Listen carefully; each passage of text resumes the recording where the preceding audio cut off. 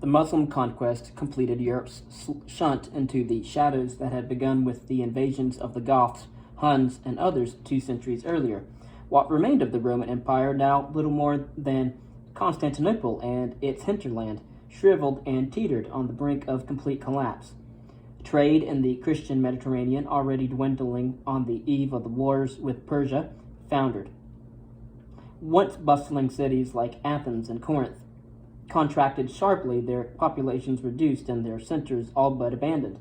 Shipwrecks from the 7th century onwards, a good indicator of the volume of commercial exchange going on, disappear almost entirely.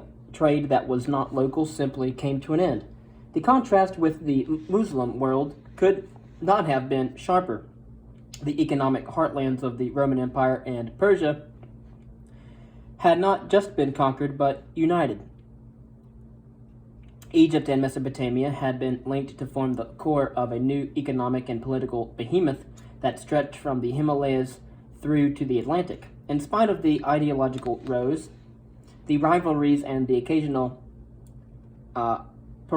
paroxysms of instability in the Islamic world, such as the overthrow of the existing caliphate in 750 by the Abbasid dynasty, the new empire coursed with ideas, goods, and money. Indeed, this was precisely what lay behind the Abbasid revolution. It was the cities of Central Asia that paved the way for regime change. These were the hotbeds where intellectual arguments were refined and where rebellions were financed. This was where critical decisions were taken in the battle for the soul of Islam. The Muslims had taken over a world that was well ordered and studded with hundreds of cities of consumers, taxable citizens, in other words. As each fell into the hands of the caliphate, more resources and assets came under the control of the center. Trade routes, oasis cities, and natural resources were targeted and subsumed. Ports that connected trade between the Persian Gulf and China were annexed, as were the trans-Saharan trade routes that had built up, allowing Fez in modern Morocco to become immensely prosperous and home to trade that, in the words of one contemporary observer, produced huge profits. The subjugation of new regions and peoples brought astonishing sums of money into the Muslim empire. One Arab historian estimated that the conquest of Sindh, in what is now Pakistan, yielded 60 million dirhams, to say nothing of the future riches to be drawn from taxes, levies, and other duties. In today's terms, this was worth billions of dollars. As forces headed east, the process of extracting tribute was as lucrative and successful as it had been in Palestine, Egypt, and elsewhere. The cities of Central Asia were picked off one by one, the loose links between them sealing their downfall. Without an organizational structure to coordinate defenses, each waited for its fate in turn. The inhabitants of Samarkand were pressured into paying a huge sum of money for the Muslim commander to withdraw, though in time it had to surrender anyway. At least the city's governor was spared the fate. The Washchek, ruler of Panjkent in modern Tajikistan, who styled himself king of Sogdia. He was deceived, trapped, and crucified in front of his own people. The governor of Balkh, in what is now northern Afghanistan, suffered a similar fate. The advances into Central Asia were greatly facilitated by the chaos that had started to embroil the steppe region at the same time that Persia crumbled. A devastating winter in 627 and 628 resulted in famine and the death of a very large number of livestock and precipitated a major shift in power. In the process of pushing east, the Muslim forces confronted the nomad tribes who had also benefited from the collapse of Persia. In the 730s, a crushing defeat was inflicted on the Turk nomads, whose ramifications were made more severe when Sulu, the dominant figure on the steppes, was murdered following a bad-tempered game of backgammon. As the tribal buffer disintegrated, the Muslims swept eastwards, slowly but surely, taking cities, oasis towns, and communication nodes, reaching the western reaches of China by the start of the 8th century. In 751, the Arab conquerors were brought face to face with the Chinese, defeating them decisively out of confrontation by the Talas River in Central Asia. This brought the Muslims up to a natural boundary beyond which there was little point expanding further, at least in a short term. In China, meanwhile, the defeat brought repercussions and upheaval, triggering a major revolt against the ruling Tang dynasty, led by the Sogdian general An Lushan, which led to an extended period of unrest and instability that created a vacuum for others to exploit. Quick to do so were the Uyghurs, a tribal people who had supported the Tang and benefited considerably as their former overlords withdrew to the safety of China proper to lick their wounds. To better control their growing territories, the Uyghurs built permanent settlements, the most important of which, Balaskakhan, in modern-day Kyrgyzstan, became the seat of the ruler, or Kagan. It was a curious blend of city and camp, with the leader having a tent with a golden dome and throne within it. The city had 12 entry gates and was protected by walls and towers. To judge from later accounts, this was just one of many Uyghur towns that sprang up from the 8th century onwards.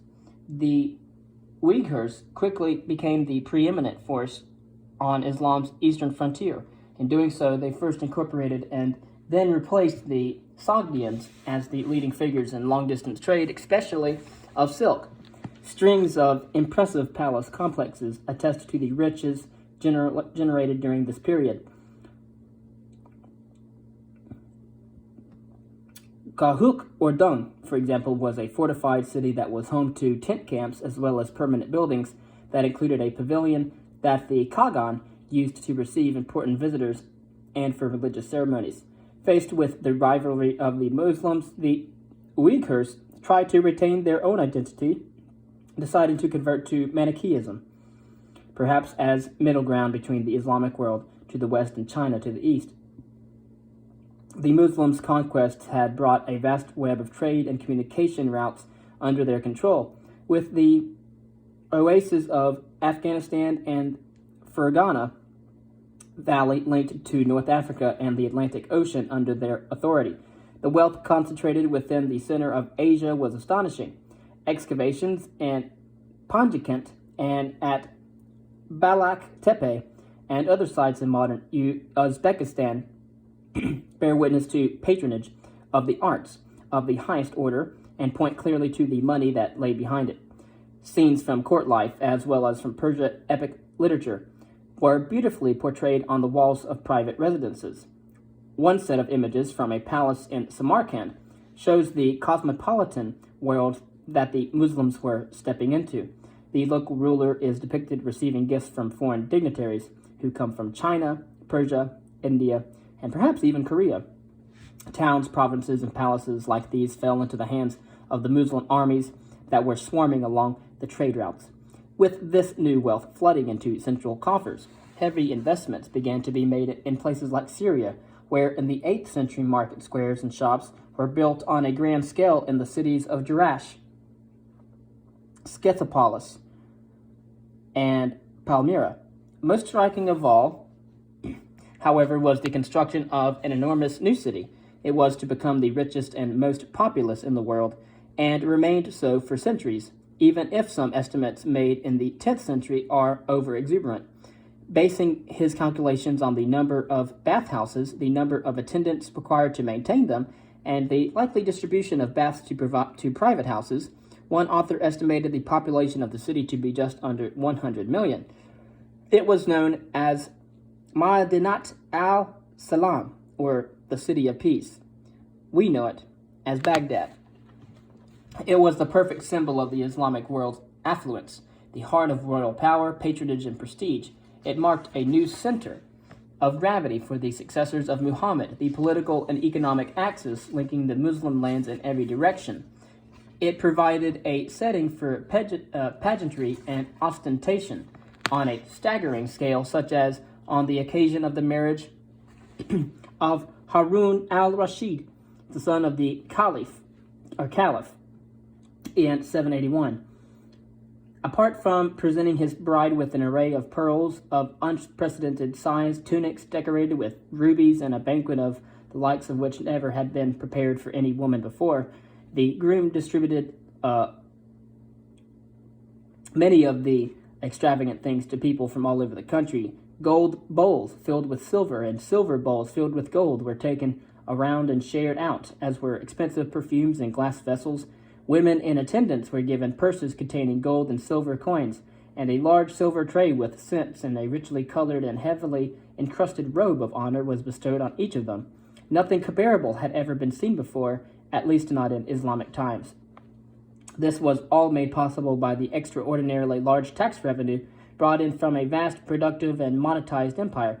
When Harun al-Rashid died in 809, his treasury included 4,000 turbans, 1,000 precious porcelain vessels, many kinds of perfume, vast quantities of jewels, silver and gold, 150,000 lances, and the same number of shields, and thousands of pairs of boots, many of them lined with sable, mink, and other kinds of fur.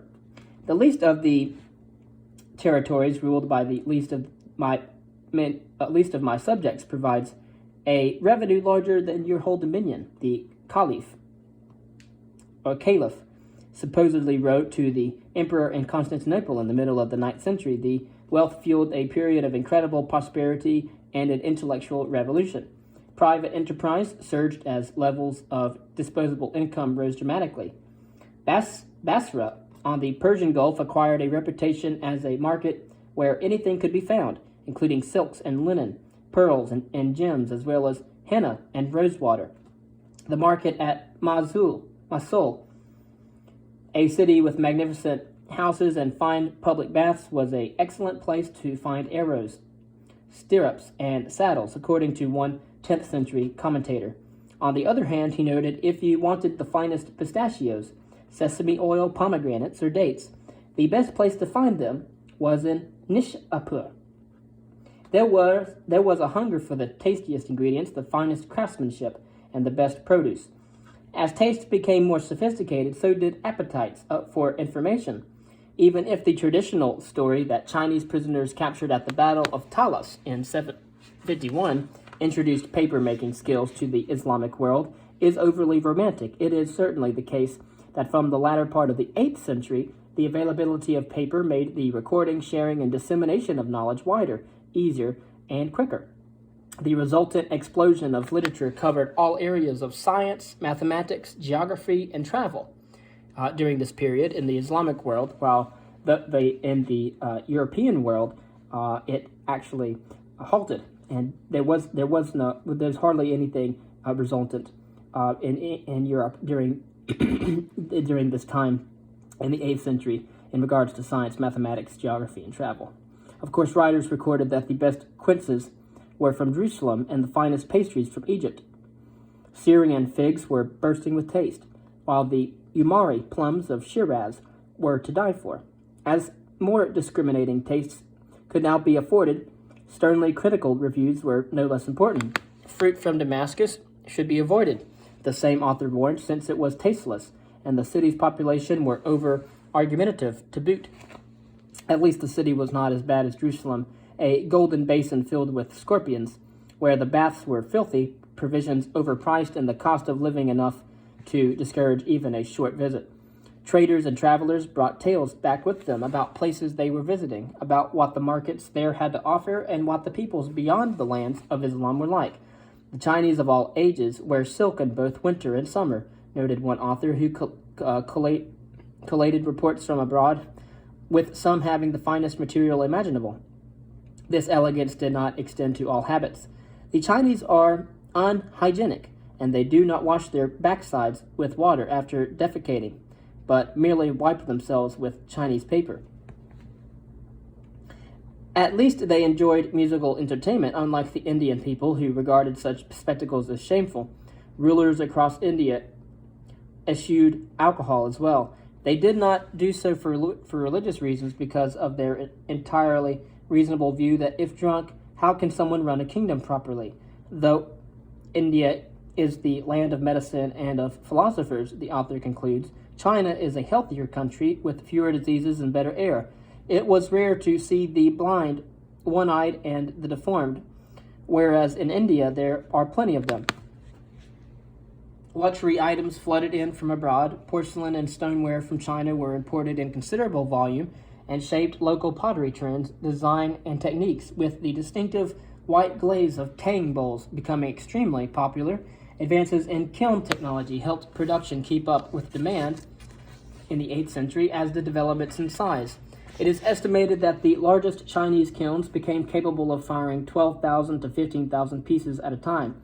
The increasing levels of exchange across what one leading scholar calls the world's largest maritime trading system can be demonstrated by the fact that a single ship wrecked off the coast of Indonesia in the 9th century was carrying some 70,000 ceramic items when it went down, as well as ornamental boxes, silverware, gold, and lead. It was just one example of the profusion of ceramic, silk, tropical hardwoods, and exotic animals that the sources reveal were being imported to the Abbasid world in this period. Such was the quantity of merchandise flowing into the ports of the Persian Gulf that professional divers were employed to salvage jetsam around the harbors, discarded or fallen from cargo ships. There were huge fortunes to be made from supplying desirable goods. The port of Siraf, which handled much of the maritime traffic from the east, boasted palladial residences with eye-watering price tags to match. I have not seen in the realm of Islam more remarkable buildings, or more handsome, wrote one author in the 10th century. An array of sources attest to the large-scale trading going on in and out of the Gulf, as well as along the land routes that crisscrossed Central Asia. Rising demand served to inspire and boost local production of ceramics and porcelain, whose buyers were presumably those who were unable to afford the very best and most expensive pieces from China. It was no surprise, therefore, that potters in Mesopotamia and the Persian Gulf imitated the white glaze of the imports, experimenting with alkaline, tin, and eventually quartz, to develop the look of the translucent and better quality porcelain made in China. In Basra and Samarra, techniques were developed using cobalt to create distinctive blue and white wares that centuries later would not only become popular in the Far East, but would be the hallmark of early Chinese pottery. In the 8th and 9th centuries, however, there could be no doubt where the main markets were. One Chinese visitor to the Arab Empire in this period marveled at the wealth. Everything produced from the earth is there. Carts carry countless goods to markets where everything is available and cheap. Brocade, embroidered silks, pearls, and other gems are displayed all over markets and street shops. Alongside increasingly sophisticated tastes came increasingly refined ideas about suitable pursuits and pastimes. Texts like the Book of the Crown, written in the 10th century, set out the correct etiquette for interaction between the ruler and those at the court, while recommending that nobles should hunt, practice archery, play chess, and involve themselves in other similar activities. These were all borrowed directly from Sasanian ideals, but the extent of their influence can be seen in the contemporary fashions in interior decoration, with hunting scenes in particular enjoying great popularity in the private palaces of the elite. And of course, this is in the Abbasid world. Wealthy patrons also set about funding one of the most astonishing periods of scholarship in history. Brilliant figures, many of them not Muslim, were drawn to the court at Baghdad and to centers of academic excellence across Central Asia like Bukhara, Merv, Gundishapur, and Ghazni, as well as further afield cities in Islamic Spain and Egypt, to work on a range of subjects including mathematics, philosophy, physics, and geography. Large numbers of tents were gathered and translated from Greek, Persian, and Syriac into Arabic, ranging from manuals on horse medicine and veterinary sciences to works of ancient Greek philosophy. These were devoured by scholars who used them as the basis for future research. Education and learning became a cultural ideal. There were families like the Barmakids, originally a Buddhist family from Balkh, who had gained influence and power in a 9th century context, Baghdad, and energetically championed the translation of a wide range of texts from Sanskrit into Arabic, even setting up a paper mill to produce copies for wider dissemination. Or there was the Bakhtishu family, Christians from Gandeshapur in Persia, which produced generations of intellectuals who wrote treatises on medicine and even on lovesickness, at the same time as practicing as physicians, with some even serving the caliph personally. Medical texts written in this period formed the bedrock of Islamic medicine for centuries. How is the pulse of someone who suffers from anxiety? Was question 16 of a question and answer text written in medieval Egypt. The answer, slight, weak, and irregular, noted the author, could be found in an encyclopedia written in the 10th century CE.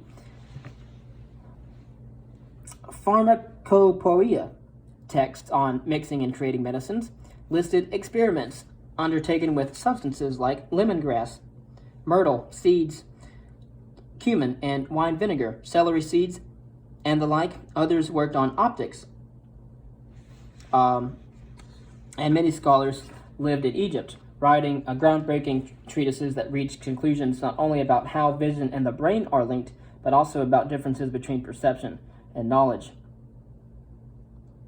And then there were others who established that the world revolves around the sun and rotates on an axis. And there were polymaths as well, like Abu Ali Hussein ibn Sina, also known in the West as Avicenna, who wrote on logic, theology, mathematics, medicine, and philosophy, doing so in each case with an awe-inspiring intelligence, lucidity, and honesty. I read the Metaphysics of Aristotle, he wrote, but could not comprehend its contents, even when I had gone back and read it 40 times and had got to the point where I had memorized it. This is a book, he added in a note, that will be of comfort to students of this complex text, which there is no way of understanding. Happening on a bookseller's stall at a market one day, however, he bought a copy of an analysis of Aristotle's work by Al-Farabi, yet another great thinker of the age. Suddenly, it all made sense. I rejoiced at this, wrote Ibn Sina, and the next day gave much in alms to the poor in gratitude to God, who is exalted. And so here we can see the honesty and humility of Avicenna. Then there were materials brought from India, including texts on science, mathematics, and astrology, written in Sanskrit, that were pored over by brilliant men like Muhammad ibn Musa al-Khwarizmi, who noted with delight the simplicity of the numerical system that allowed for the mathematical concept of zero. It provided the basis for leaps and bounds in algebra, applied to mathematics, trigonometry, and astronomy, the latter in part driven by the practical need to know in which direction Mecca lay so that the prayers could be offered correctly. Scholars took pride not only in gathering materials from all corners of the known world and studying them, but also in translating them. The works of the Indians are rendered into Arabic, the wisdom of the Greeks is translated, and the literature of the Persians has been transferred to us too, wrote one author. As a result, some works have increased in beauty. What a shame, he opined, that Arabic was such an elegant language that it was nearly impossible to translate it. This was a golden age, a time when brilliant men like Al-Kindi pushed the frontiers of philosophy and of science. Brilliant women stepped forward as well, like the 10th century poet best known as Rabi Balkhi in what is now Afghanistan, and after whom the maternity hospital in Kabul is today named, or Masati Ganjavi, who likewise wrote eloquently and perfectly formed and rather racy Persian. While the Muslim world took delight in innovation, progress, and new ideas, much of the Christian Europe withered in the gloom, crippled by a lack of resources and a dearth of curiosity. St. Augustine had been positively hostile to the concept of investigation and research. Men want to know for the sake of knowing, he wrote scornfully, though the knowledge is of no value to them. Curiosity, in his words, was nothing more than a disease. This disdain for science and scholarship baffled Muslim commentators, who had great respect for Ptolemy and Euclid, for Homer and Aristotle. Some had little doubt that doubt what was to blame. Once wrote the historian Al-Masudi, the ancient Greeks and the Romans had allowed the sciences to flourish. Then they adopted Christianity. When they did so, they effaced the signs of learning, eliminated its traces, and destroyed its past. Science was defeated by faith. It is almost the precise opposite of the world as we see it today. The fundamentalists were not the Muslims, but the Christians. Those whose minds were open, curious, and generous were based in the East, and certainly not in Europe. As one author put it, when it came to writing about non-Islamic lands, we did not enter them in our books because we see no use whatsoever in describing them. They were intellectual backwaters. The picture of enlightenment and cultural sophistication was also reflected in the way that minority religions and cultures were treated. In Muslim Spain, Visigothic influences were incorporated into an architectural style that could be read by the subject population as a continuation with the immediate past, and therefore neither aggressive nor triumphalist. We can also read the letters sent by Timothy, the Baghdad-based head of the Church of the East in the late 8th and early 9th centuries, which described a world where senior Christian clerics enjoyed responsive and positive personal relations with the Caliph, and where Christianity was able to maintain a base from which to dispatch evangelical missions into India, China, and Tibet, and on to the steppes, eventually meeting with the considerable success. It was a pattern mirrored in North Africa, where Christian and Jewish communities survived and perhaps even flourished long after the Muslim conquests. But it is also easy to get carried away. For one thing, despite the apparent unity conferred by the cloak of religion, there was still bitter division within the Islamic world. Three major political centers had evolved by the start of the 900s. One was centered on Cordoba in Spain, one on Egypt and the Upper Nile, and the third on Mesopotamia and of most the Arabian Peninsula, and they fought with each other over matters of theology as well as for influence and authority. So we have in the 10th century, Cordoba in Spain, Egypt and the Upper Nile, and then Mesopotamia and the Arabian Peninsula. Of course, serious schism within Islam had emerged within a generation of Muhammad's death, with rival cases being set out to justify the correct succession from the Prophet. These quickly solidified into the two competing arguments championed by Sunni and Shia interpretations, with the latter arguing passionately, the Shia, that only the descendant of Ali, the Prophet's cousin and son-in-law, should rule as Caliph, and the former arguing, the Sunni, for a broader understanding. So despite the fact that there was a notional overarching religious unity that linked the Hindu Kush with the Pyrenees Mountains through Mesopotamia and North Africa, finding consensus was another matter. Similarly, relaxed attitudes to beliefs were neither uniform nor consistent. Although there were periods of acceptance of other faiths, there were also phases of persecution and brutal proselytization.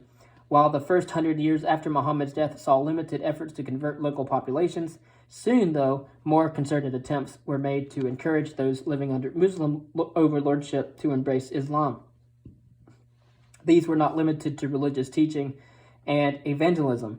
In the case of Bukhara, in the 8th century, for example, the governor announced that all those who showed up to Friday prayer would receive the princely sum of 2 dirhams, an incentive that attracted the poor and persuaded them to accept the new faith, albeit on basic terms. They could not read the Quran in Arabic and had to be told what